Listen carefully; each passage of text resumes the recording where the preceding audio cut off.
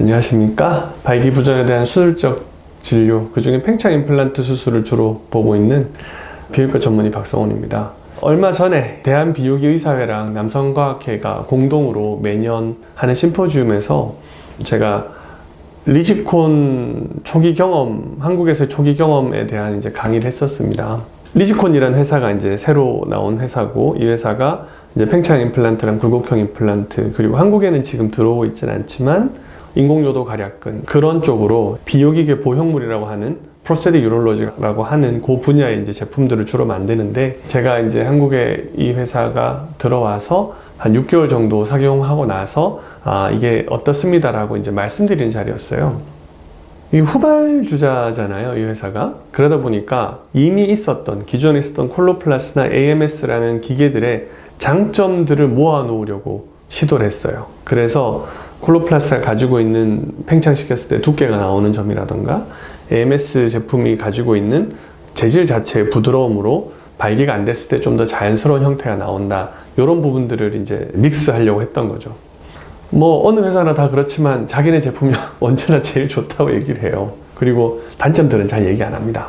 근데 이제 수술을 해보니까 이 친구들이 얘기 안 했던 것 중에 하나가, 재질이 두껍고 부드럽다 보니까 해면체에 이거를 잘 집어넣기가 좀 어려워요. 해면체 삽입하는 게 다른 기구들에 비해서 조금 더 까다로운 것 같아요. 그게 좀 어렵다 보니까 수술할 때 조금 더 신경을 써야 되고, 손도 조금 더 가고, 이런 부분이 있습니다.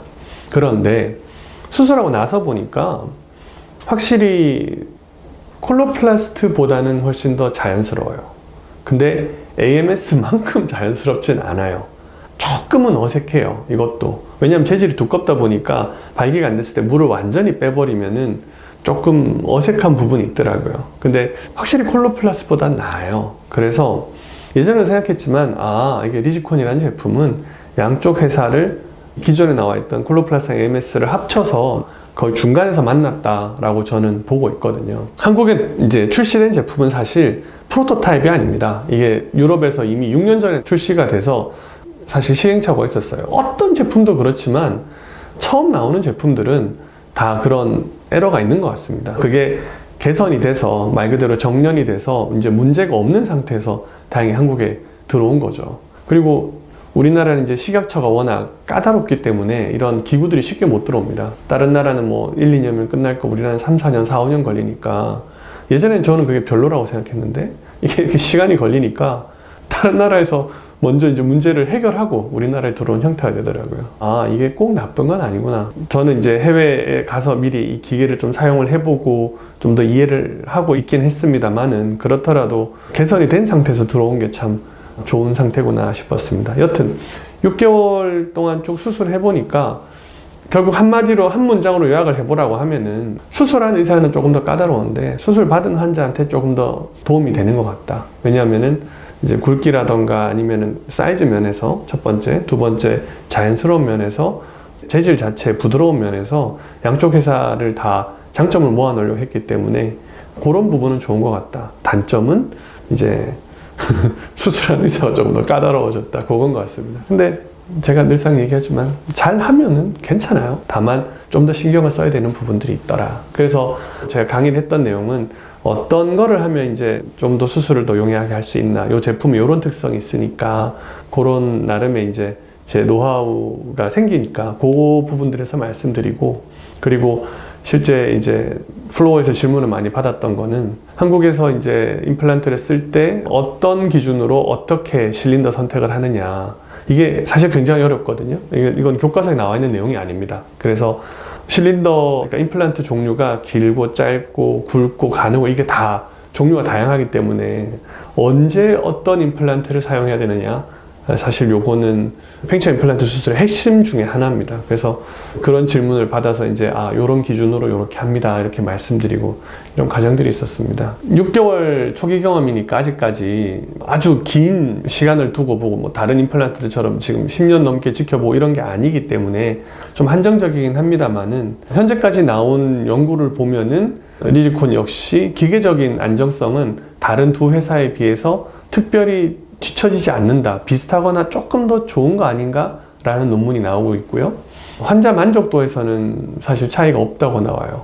제 경험상 거의 대부분의 환자들은 97% 이상은 사실 어떤 회사를 쓰더라도 차이는 없거든요. 다만 조금 더 잘 맞는 실리더는 있을 수 있어요. 그래서 말 그대로 그거는 노하우입니다. 자기 경험을 가지고 상황에 맞게 잘 판단해야 되는 것 같습니다. 이제 세 개 중에 하나를 선택할 수 있게 됐으니까 환자들한테는 더 좋은 상황인 것 같아요. 저희 의사들한테는 마찬가지고. 왜냐하면은 기계 종류가 다양하면 환자분들은 다 다르거든요.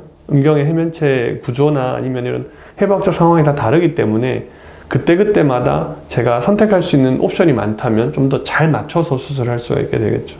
물론 아주 나중에 가면 어떻게 될지 모르겠습니다만은 정형외과들 쪽에서는 그 인공관절을 그 사람한테만 맞춘 인공관절로 3D 프린팅해서 지금 하려고 하는 시도들을 계속 하고 있어요. 그래서 언젠가는 음경 임플란트도 그렇게 될 수 있으려나 하는 게 이제 제 생각인데, 그러려면 이제 시장이 커져야지 이제 그런 회사들이 나오겠죠. 그렇게 개인의 커스터마이즈한 그런 게 나오면 좋겠다라고 생각은 하는데, 그 전까지는 나와 있는 회사들이 다양하다면 환자 몸에 가장 적절하게 맞춘 거를 쓸 수 있게 다양한 임플란트가 있어주면 더 좋겠다 생각을 했고, 지금 이제 점점 그렇게 가는 것 같아서 바람직한 방향으로 생각합니다. 옵션이 많을수록 사실은 환자분들한테는 훨씬 더 제가 볼 때는 임상적으로 좋은 유리한 상황이니까요.